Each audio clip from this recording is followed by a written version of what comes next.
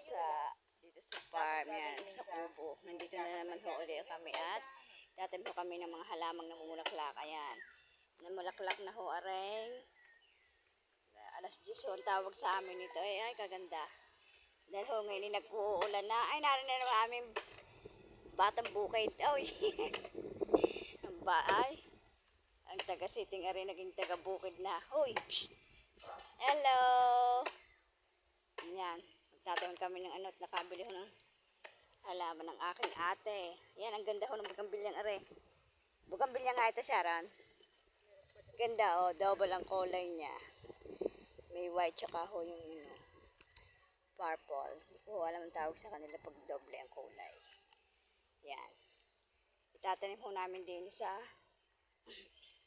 lupa para ho mas maganda ho ang kanyang tubo at nang lumaki, dumami. Yan.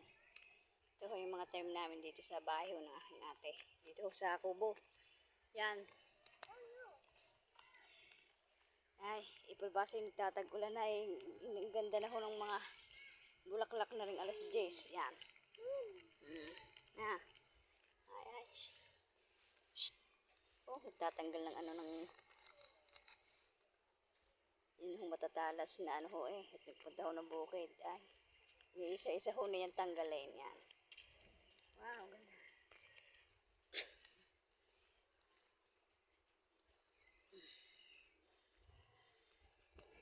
Ganda.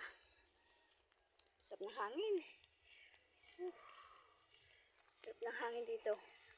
Kami lagi na narito pagka hindi naman ho kami sa mismong bahay kubo. Pag unarin ang mga ate. Pag naman ho dito naman ho kami sa aming bukay doon. At doon naman kami nagtatanim. Malapit-lapit din ho din yung bahay pero malimit ho din pag narinig ho mga ate.